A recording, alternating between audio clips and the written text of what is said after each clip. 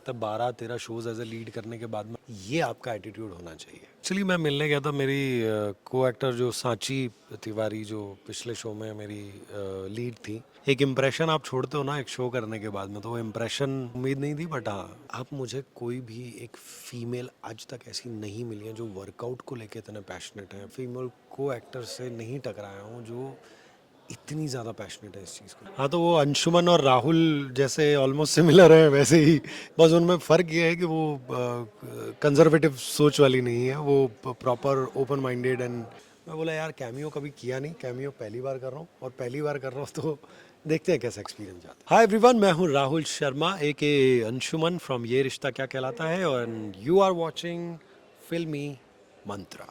तो अभीरा जो है वो अरमान के साथ मुझे कुछ कॉन्वर्सेशन करते हुए दिखी, और एक डर था मन में कि कहीं मतलब ये इनके साथ में जाना चाह रही हैं या क्या है, अभी क्या कन्फ्यूजन है, क्योंकि मुझे ये तो पता था कि वो ऐसे ही नहीं बोलेंगी किसी चीज़ के बारे में कि अरे मतलब मैं आपसे शादी करना चाहती हूँ। वो ऐसा नहीं है, फॉल्स कमिटमेंट नहीं है, वो एक्चुअल कमिटमेंट है और वो करना चाहती हैं।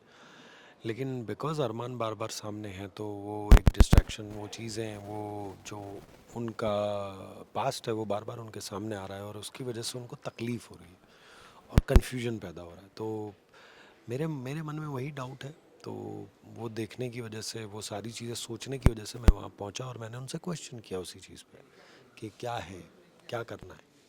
तो फिर वो कॉन्शियसली वो डिसीजन लेकर हम लोग आगे बढ़े और हम लोग आए।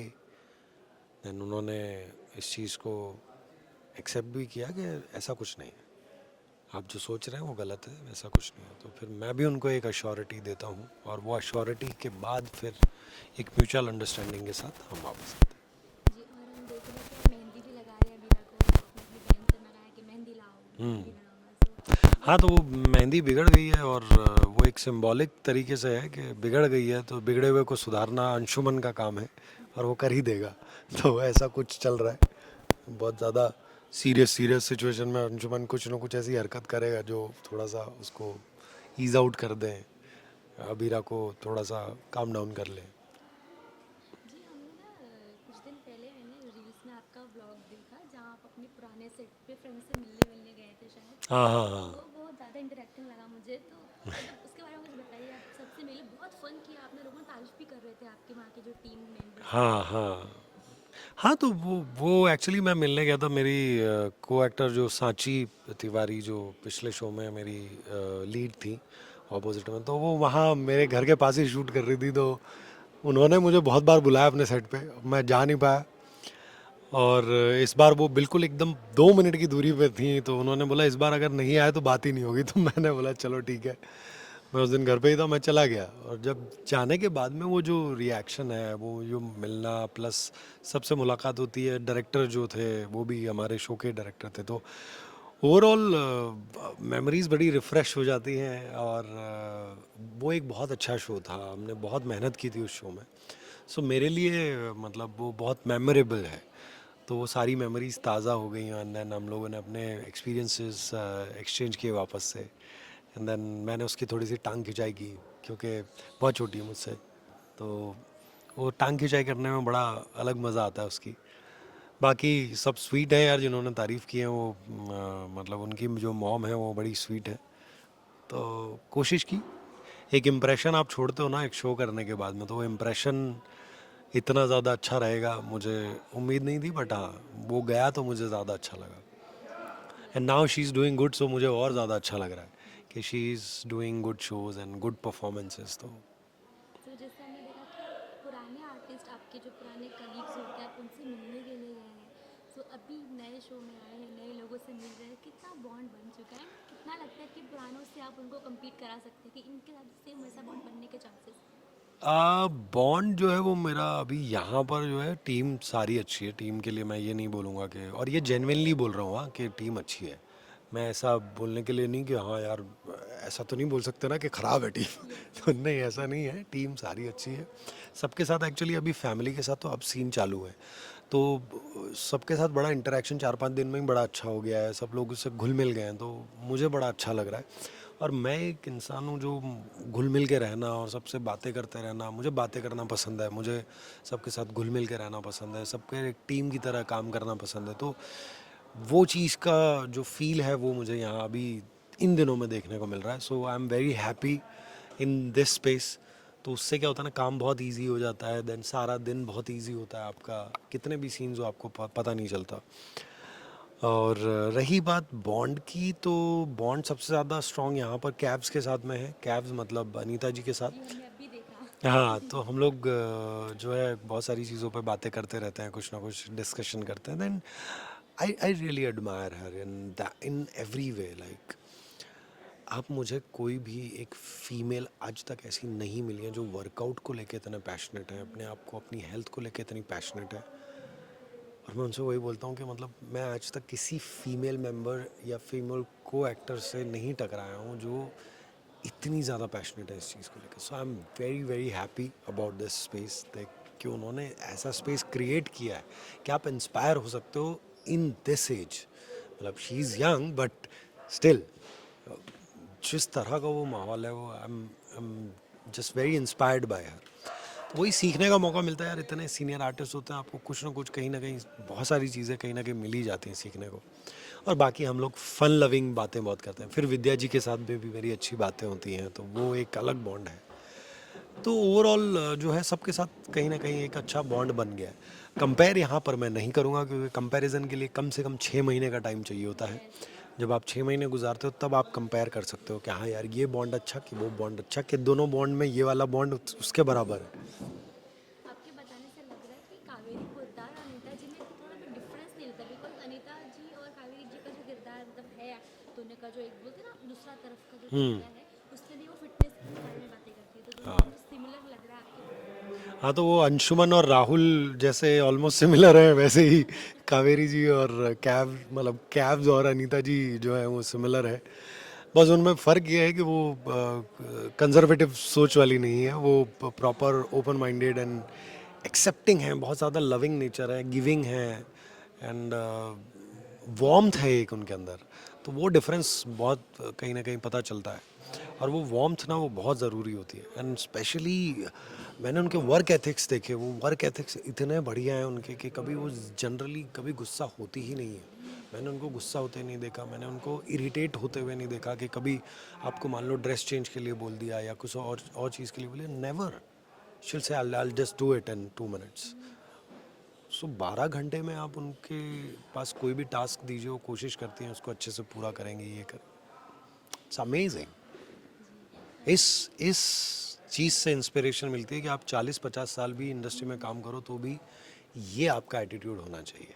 एज एन एक्टर बहुत अच्छी चीज़ है, एज एन एक्टर बहुत अच्छी चीज़ है ये एक एक्टर के लिए। आजकल तो डेफिनेटली सीखना ही चाहिए। आजकल स्पेशली जो न्यू कमर्स हैं उनके लिए मैं उनको उनको दोषी नहीं ठहरा सकता कि वो लोगों की कोई गलती है, बट वर्क एथिक्स ऐसे ही मिल रहे हैं तो वो हो रहा है। ऑप्शंस इतने अवेलेबल हैं जिसकी वजह से वो वर्क एथिक्स बन नहीं पाते। बट मैं उनको केवल इतना ही बोलूँगा कि शैलो मत बनना। शैलो जितनी ज़्यादा जड़ें मजबूत होंगी, जितना ज़्यादा आप उसको डीप रूटेड रखोगे, बहुत नॉर्मल रखोगे ना, ज़िंदगी उतनी ज़्यादा लंबी, खूबसूरत और अच्छी बनेगी।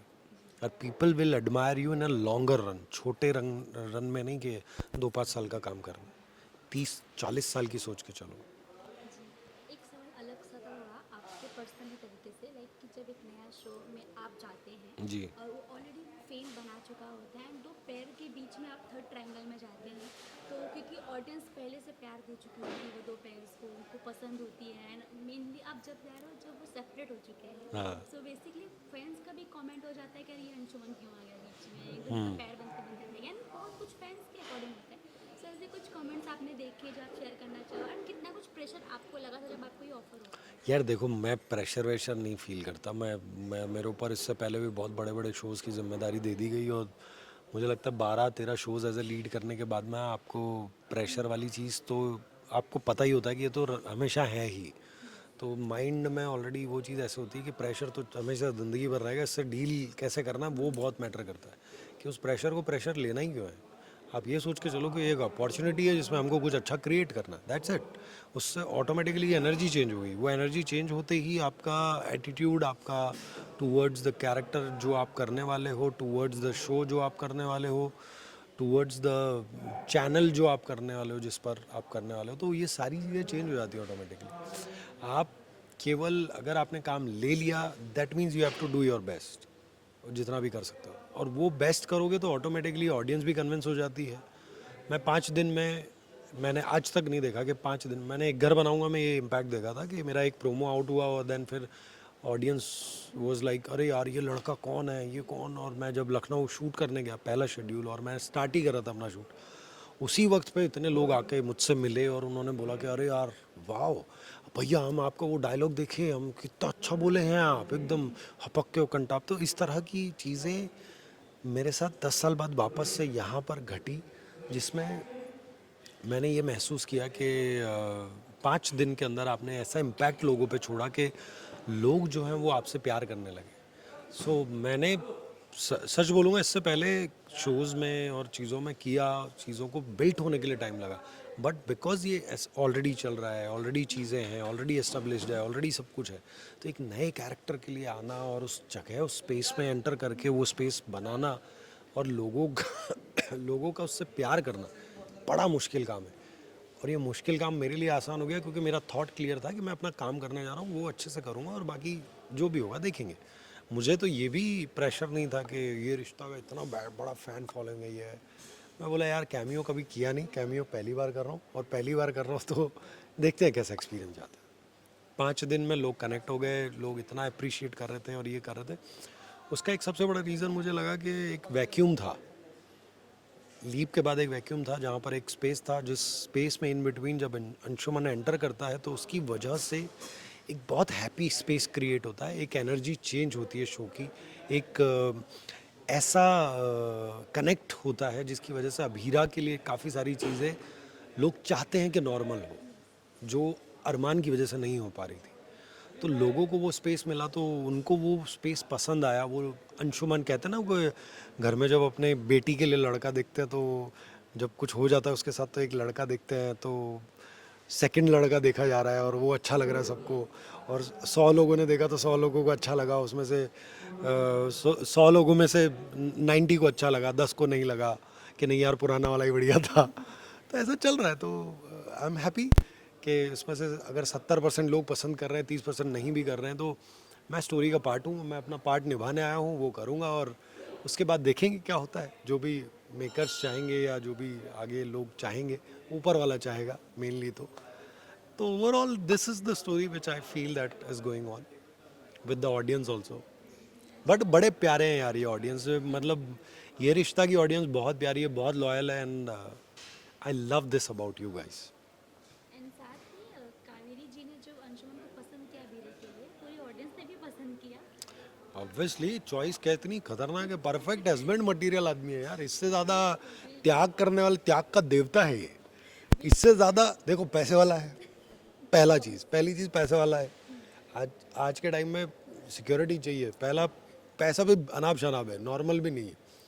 दूसरा इतना अच्छा इंसान है यार, मतलब अगर मैं लिटरली अंशुमन को देखूं और अंशुमन से कुछ सीखूं तो मैं बोला यार इतना अच्छा इंसान हो जाए आदमी तो देवता ही माना जाएगा फिर आज के ज़माने में। तो फिर उसके बाद में अभीरा के लिए कुछ भी करने के लिए तैयार है, और इतना कुछ करना एक इंसान के लिए इतनी जल्दी, ये भी एक अपने आप में बहुत बड़ा वो है। तो ऐसे करके कम से कम 5-10 पॉइंट्स हैं जो बनते हैं, तो इसलिए डेफिनेटली अंशुमन को कंसिडर करना बनता है। अब उसके बाद क्या होगा वो तो राम ही जाने, बट ठीक है, अपन कह तो सकते हैं ना। बस ग्रे शेड ना आ जाए, नेगेटिव ना आ जाए। नहीं यार, मुझे नहीं लगता इसमें ग्रे शेड की गुंजाइश है। जिस तरह से कैरेक्टर बिल्ट हो रहा है, मुझे नहीं लगता कि ये ग्रे में जाएगा, और राइटर्स भी वो बात जानते हैं कि कुछ कैरेक्टर्स होते हैं जिनको आपको ग्रे करने में ना आपका खुद का ही दिल नहीं करेगा कि उसको ग्रे करेंगे तो जो ब्यूटी हमने बिल्ट की है इतने दिनों से वो स्पॉइल हो जाएगी। तो मुझे पर्सनली ऐसा लग रहा है, जहाँ तक मैं जानता हूँ अब मेरे 15 साल के एक्सपीरियंस में, मुझे नहीं लगता कि इसको ग्रे किया जाएगा।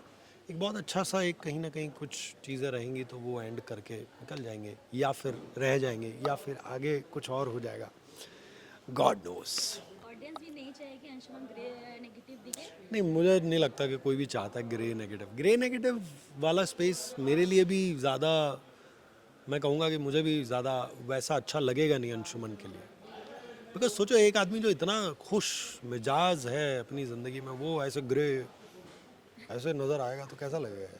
जी जी बस मेरे को खुद को इमेजिन ही नहीं हो रहा। नहीं, वो कहते हैं बेहद मोहब्बत जो करता है वो हो जाता है। हो गया, मतलब मुझे लगता है कि इसको वहीं एंड कर देंगे तो बढ़िया रहे। एंड हो जाए तो ज़्यादा बढ़िया है, अगर क्रेव नहीं बनाए तो। बाकी तो मेकर्स की मर्जी है। जी हम भी यही चाहेंगे कि अब हमें नेगेटिव ना दिखे, बहुत हाँ, प्यार मिल रहा है ऑडियंस और हमसे भी। Thank you so much. Thank you so much. Thank you so much, it was lovely talking to you.